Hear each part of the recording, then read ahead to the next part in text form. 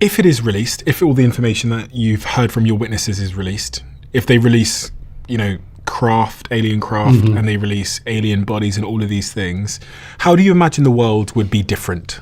I think it will lead to a giant technology boom.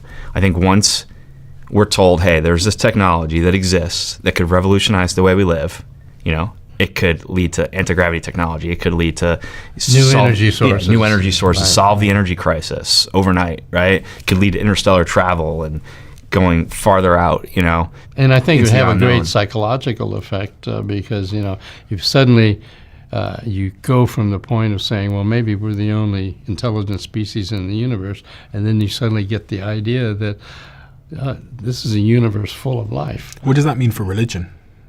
I think all dogmas will just apply to it, and I think the Vatican's already gotten ahead of it and said, they put out a message a couple of years ago that basically the gist of it was, God's universe and God's work is vast and, vast. And like basically you couldn't say that he wouldn't have the ability to do that. I mean, yeah.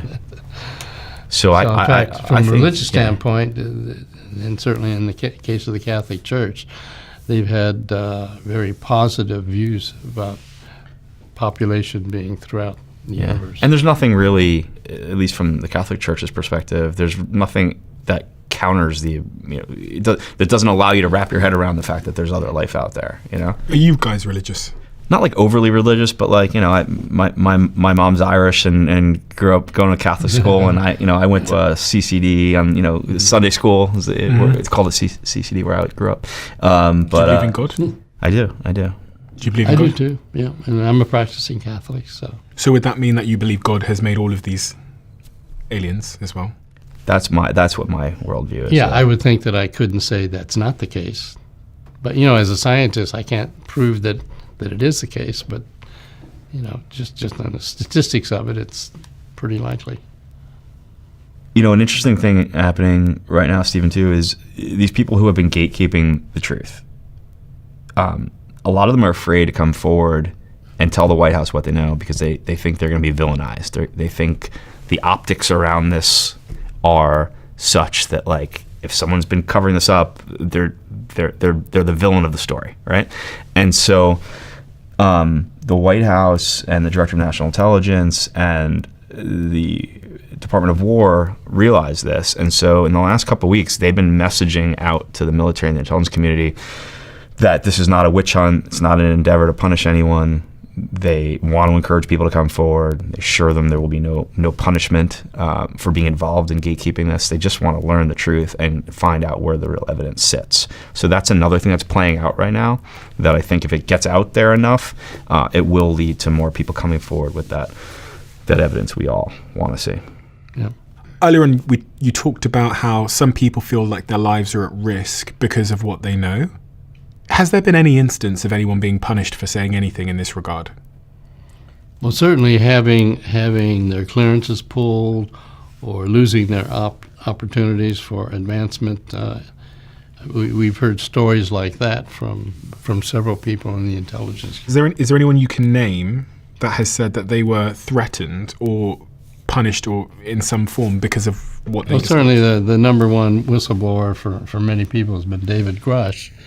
And so he has outlined the various steps taken against him to basically ruin his career, significantly enough that he went to the Inspector General of the intelligence community and said, I'm being punished, shoved aside, losing clearances and so on, because I came out with this data. And they said, well, what you provided us is, serious, worthy of consideration. And I think a lot of people have had their lives threatened. Yeah. I'm not certain if anyone has been killed, but I know people have had their lives threatened.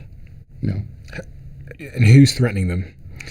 People that are involved in this program, referred to as the Legacy Program. Who think that the evidence should not ever come out.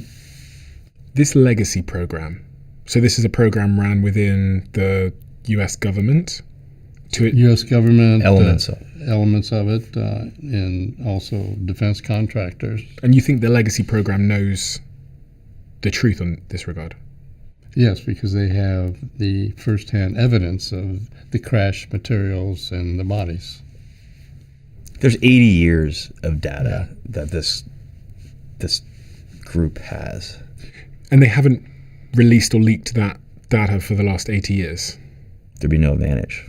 No one's hacked it. This program is the epitome of a special access program. I think this program is as off the grid as it could possibly be. It almost seems like there's nothing that eventually hasn't come to light that the government have done. Like, I've sat here and interviewed a lot of CIA spies who've told me the history of the CIA and this program that lasted for 12 years, and then it comes out, and this program, and I mean, even some of the stuff that I've heard you talk about, Hal, around what's it called? Remote viewing. Remote viewing. Yeah. That was that CIA project. That was CIA. What is remote viewing? Remote viewing, well, the CIA suddenly got concerned because they saw that the Soviets were spending millions of dollars at some of their best institutes to investigate the possible use of, quote, ESP. What's ESP? Psychic ability. Yeah, psychic abilities, extrasensory perception. And so, as it turns out, I was at Stanford Research Institute, and they saw my background. They came to me and said, we'd like for you to look into this. Is there anything to this? I mean, no scientist in America even believes there is such a thing as ESP. Who came to you? CIA. This is in the 70s. Yeah, The CIA back in the 70s. The CIA approached you in the 70s and asked you to investigate remote viewing. That's right. And so they asked me to set up a small program, and 50 or 60K or whatever. And they said, we hope you'll find this is all nonsense. We can forget about it. We don't have to worry about it. And it grew into, more than a 2-decade program, millions of dollars. Stargate is the label for it that most people know about, because by now most of the information in the program came out. And basically, we just found that people essentially, just like you have artistic ability or athletic ability or whatever, musical ability, well, we found out that remote viewing, this ability to sit in a location and pick up information from someplace far away, is a talent that many people could demonstrate. And so we ended up actually training Army intelligence officers at the Army Intelligence and Security Command at Fort Meade how to do this. And so wait, let me just simplify this for the audience that might not fully understand what we're talking about. So remote viewing is the idea that I could sit here in London where we are now, and I could be trained to see what was going on in another part of the world. To make your mind's eye go to a remote location. I'll give you a specific example. A Soviet plane that CIA wanted to get hold of went down somewhere in Africa. They didn't know where, because the pilot had bailed out and it just went on until it ran out of gas. So we got 2 of our, quote, best remote viewers, one that worked for the Air Force and one that worked for my organization, to say, okay, here's a map of Africa. Where's that damn plane? We got to go in and get it. And they put an X on the map that was in 3 miles of where the plane went down out of the hundreds of thousands of square miles. And so the CIA went in and got the plane. So, I mean, it was, how do they do that? Well, by the way, there's an audio recording of President Jimmy Carter telling that story. Yeah. Post presidency. Maybe we should play that. One time we had a small plane go down somewhere in Africa. We were not able to find it by surveillance from our satellites. So the director of the CIA, he was also director of all the intelligence agencies, heard about a woman in California that was a medium. And he contacted her, and she gave him the latitude and longitude of the plane's whereabouts. And the next time one of our space satellites went over that area, we located the plane where she said it was. Again, this sounds like it's impossible. Sounds like it sounds completely bananas. It sounds like something out of an X-Men comic book. Yeah. It sounds crazy, but I was okay. There's you so want to much be really data. Practical about it. They often, our skeptics would say, well, if they're so psychic, why aren't they rich? Why aren't they in the stock market or whatever? So we set up a little program on a challenge to predict silver futures. To predict what? Silver futures. Just the value of silver. Yeah, the value of silver on a daily basis. Was it going to go up or go down? So we had somebody said, okay, I will, if you'll set up a little program like that for 30 days, I'll bet on what your, quote, remote viewers say, and I'll put the money in, and I'll give you 10% of what I make. I said, okay, fine. Now, long story short, made $260,000 in the 30 days. We got our 10%, which is $26,000. So people could actually, in this case, even look into the future a day and generate a description of what they were going to see and handle the following day. Presumably not everybody. How many people did you have do that experiment? We had 7 in that experiment. And how many of them were successful in generating? 6 of the 7 generated really good data. So are those 6 of people now rich? Well, I don't know. Some of them may have followed up. Why were those 6 people picked? Since we had learned that sort of anybody can do this, we were actually raising money for a school that was being put together. So I just went to the board of directors and said, okay, I'm going to give you a crash course over the weekend in, quote, remote viewing of the type we train intelligence officers to do. And so you're going to be it. So it was the board of the school? Yeah, board of the school. Yeah. Okay. They all knew what I did for a living, and so... This program, Stargate, got so much actionable intelligence from the remote viewers that Hal started briefing, at the time, the director of the CIA on a regular basis. Yeah, I briefed all the way up to Bill Casey, the director of the CIA. Yeah. So does it still exist, this program, in any capacity? Remote viewing? If it does, you wouldn't hear about it. Why? Because it would be a black, highly classified program. Why? Because we don't want our adversaries to know how we might be getting access to their data. You just told us. But people can not believe that, and that's fine. But aren't you under some sort of contract? Well, as it turns out, the CIA and DIA, also went to the DIA, that program finally got declassified at the level that was operating at, and that you can go to the CIA reading room and you can get all the documents on it. So your work was originally classified? Oh, it was originally a top secret special access program, yeah. There's a part of me that goes, if people could do remote viewing and see, into other parts of the world or predict the things that you're saying, I mean, if it was trainable, everything, so life as we know it would be completely flipped on its head. I think it's unreasonable to think that when Stargate became public, the U.S. government stopped remote viewing. I mean, I wouldn't stop if I was the U.S. government. No. If it worked, I wouldn't stop. I think it just went underground, moved to a different agency. Yeah, went underground. So you were training people to do it, though? Yeah, we had people that we trained. Yeah. So train me. Okay, well, yeah. How do you train courses. them? Now, a number of the military intelligence officers that we trained have now left the military, and they do have training courses. Do you believe it? I do. At first, I thought it just sounded too much like something in a comic book, right? Mm-hmm. But the more I first read about Stargate and the declassified documents, started to realize how serious the government took it, and the more I learned about it through Hal, and then eventually, I really don't want to get into the details of this, but eventually I got connected with someone who has done remote viewing for the government, and they did a demonstration for me that blew my mind. Because you would think if anyone was capable of doing remote viewing, they could go on the internet and make one prediction or do one video that would be, proven to be true, and they would literally be considered to be a superhuman. Like, they would literally be, people would probably think they were a deity or a spiritual leader or something. If one person could do it. What we found was that it seems to be an action that is just part of the human makeup.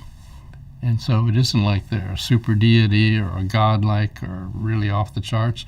It's something that people can learn to do, like they can learn to play the piano or whatever, for whatever reason. Maybe it was a skill set now we a long have time ago. new psychiatrists and neurophysiologists beginning to study, how does consciousness do its thing in the brain and so on, and are there elements of it once you get into quantum theory and quantum entanglement that would say you could have evidence, beyond just our physical structure. Like it could be rationalized with like a quantum connection, basically, the moving your mind's eye to another location, which also goes to like, Hal's life very interestingly, first was the Stargate stuff, and then he got into UAP, and the overlap that I find fascinating is some of these craft that have been found or crashes that have happened. The reports from people involved say that a lot of them don't have any control panels in them. Mm-hmm. Like they're basically empty other than seats, which suggests that maybe there's some sort of mind connection controlling these craft.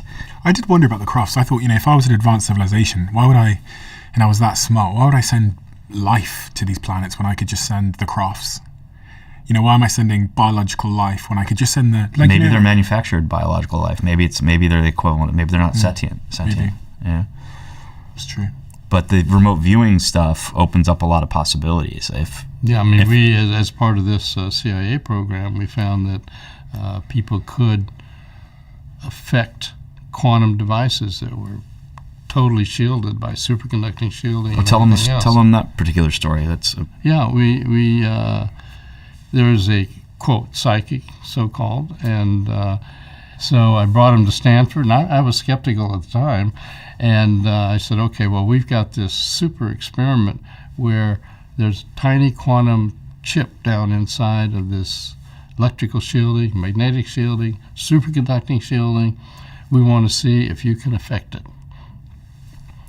And he did. This is supposed to be totally non-affectable by anything on the outside. In fact, it was developed by the Navy to just look for corks and stuff like that, and so it was supposed to not be influenced from the outside by anything, and he influenced it. And when I say he influenced it, I'm not just saying there's a little blip that you could kind of read into it. No, it was a system where it ordinarily just had an oscillating signal like that, and then when he affected it just stopped the oscillation, and then he could also make the oscillation go twice as fast. And of course, the poor graduate student whose life depended on this not being affected from the outside, really. But then that raised a big issue for them. That means, does that mean if we hide our documents inside of superconducting safes, the Russians might be able to? So actually, when we had détente, the American remote viewers got together with the Soviet remote viewers and traded war stories. Did experiments together for I think I'm naturally skeptical because I'm skeptical with all things, but I'm often proven wrong. So my fiance, she believes lots of things I don't believe, and so frequently she's been proven right in those things that I remain open-minded to things in life because I've learnt to. So I think that's where I remain. I remain open-minded. And I think on the balance of probability, if you ask me, do I think there's other life in the universe? I think it would be crazy to say there wasn't. Right. But has there been life that has arrived here that we've recovered? I would need more evidence. Is there? I think that's the right attitude, and we're hoping that with the release of documents that's starting to happen now, that you'll get that evidence. But in the absence of actually getting access to the evidence, it's very reasonable to be skeptical. Yeah, absolutely. I do think, though, the current administration in the U.S. is so focused on following through with this directive the president gave to get all the evidence within the possession of the federal government, all the different agencies, the military branches, and then figure out what can be declassified. I think they're taking it so serious that we're gonna get to more tranches of more meaningful evidence, and I think eventually we'll get to that thing that moment that we've all only seen in movies, where like a sitting president steps to a microphone and tells the world we're not alone in the universe. I think we're gonna get there. I think so too. Just a matter of time. Does it change the meaning of life if that becomes the case? Does it mean anything for us as humans? What do you think the meaning of life is, Hal? And do you think we should change our behavior in any way, even if this moment does occur? I think if we found out that there were life throughout the universe, that it can be developed in all kinds of forms, then that makes us take a new look at, well, what does it mean to be human? We ought to think about, if we can, interacting with these other species and seeing what we can learn from them and what might they learn from us. And so it just opens up a whole new sort of view of what the universe is like. I mean, I've got 15 grandkids. They should grow up in a universe where it's teeming with life, and they know that, and that's a very kind of an exciting kind of thing. I think it also could be the one thing that could unify all of humanity. Yes. Reagan gave a great speech during his presidency at the United Nations where he said he often thinks that it might be a threat from outside this universe that makes all of humanity come together and think more about what it has in common than its differences, and moves them past the conflicts of the moment. And that might be wishful thinking and might be naive, but it also might actually be the one thing that could line people up. Has it changed how you think about the meaning of life? Between what I've learned about the reality of the UAP situation and the existence of non-human intelligent life, and what I've learned about, for example, remote viewing, it's made me realize that our sort of Western present-day view of reality is not complete. We think we know everything there is, to life and how things work, and we just don't. And when you're honest with yourself and you look back at history, all the times people thought that, they were proven wrong pretty quickly. Right. And so it's made me open to a lot more possibilities than I would have been just 10 years ago. Yeah, I think it'd be a renaissance in our attitudes toward life and everything. Yeah. Are you both open to being wrong? Yeah, look, I should have said this early on. When I first started making my documentary, I was totally prepared to have people tell me, look, this is all bullshit. It was all cover for our classified projects. Did they? No one did. That was the crazy thing. Not a single person did. I was trying to pull it out of people. I'd be like, come on, this is like a black project and unacknowledged special access program, right? Like, just say nothing if that's the case. And they're like, no, dude, not even close. Like, it was over and over, and these weren't random people. These were like senior people on the Senate Intelligence Committee, on the Senate Armed Services Committee, leaders in the intelligence community, leaders in the military. And so, yeah, it's hard to ignore. Yeah. Well, Trump has released the first round of the UAP reports, so I guess in many respects this conversation is to be continued. Yeah. And we have been told by our friends in government that the next tranche of evidence is likely to come out in the next 30 days or so, and it's going to be a rolling declassification process. So there'll be a lot more to talk about in the near future. Thank you so much for your time. Really appreciate it. I feel Thank you for your interest. Curious. Yeah. Very, very curious. And I highly recommend people go check out your documentary. I'm going to link it below. And I think one of the great things about the documentary is the diversity of people you've spoken to, including Marco Rubio, who is now working alongside President Trump, and many others, including yourself, Hal, and other guests people like Jay, who I hope to speak to sometime soon. Cool. Okay. Thank you for having us. And thank you for bringing attention to interesting topics like this. I really do think, yeah. Yes. People like you are helping open people's minds. In the past, you only had, it wasn't that long ago, there was only 4 TV networks, right? Yeah. And a small group of legacy media people controlled what people thought about, really. Mm-hmm. So people like you are opening up everyone's minds to other possibilities and other information. And so thank you. Yeah, it's interesting because, again, sometimes I think I have to remind the audience of why I do what I do and why I pick the subjects that I pick. But it's honestly just what I'm curious about. And if something rises in public curiosity and it's in my own curiosity, then I'll speak about it. It's not an endorsement of me believing everything. It is just me wanting to learn more. Yeah. And I wish we lived in a society that was more open-minded generally to the people on the other side of the aisle, or to subjects that are currently considered to be, I don't know, controversial or not. Because, it's not lost on me that my own very existence as a black businessman is in of itself something that was once a very controversial idea. And so I'm all for, controversial ideas having some kind of space to be. Well, every major breakthrough in the history of humanity came from someone being curious, right? And wanting to learn about something they weren't aware of. So I think great things will come out of it. And you just touched on something that we didn't mention, which is I found, shockingly, that this is the UAP issue, non-human intelligent life, is the most bipartisan issue in Washington, D.C. At a time when Democrats and Republicans in the United States can't agree on anything, they're completely lined up on this being the biggest issue of our time. That's right. Extremely significant. And like that says a lot too, you know? Yeah.